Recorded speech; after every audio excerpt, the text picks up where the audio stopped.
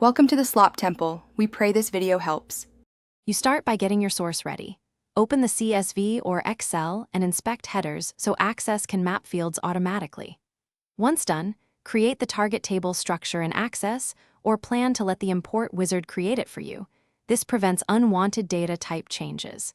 Make sure to back up the current ActDB file before proceeding so you can revert quickly if something goes wrong, and disable automatic compacting during the import for speed.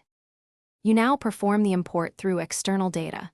Choose the correct file type and follow the wizard step by step. In the preview, verify header detection, pick the correct data types, and choose whether Access should add or use a primary key. Once the wizard shows mappings, manually resolve any mismatches. Convert text dates to date/time, strip 1000 separators from numbers, and trim extra whitespace, so your data lands cleanly. You finish by validating the import.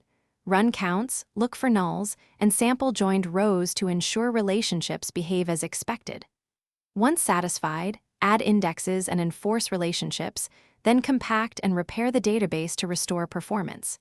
If things go wrong, consult the import log for row-level errors, make corrections in the source file, fix delimiters, correct malformed dates, or remove extra header rows, and re-import a small subset first so you confirm the fix before processing the full dataset.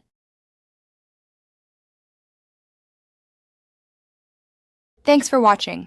Consider subscribing if we helped you.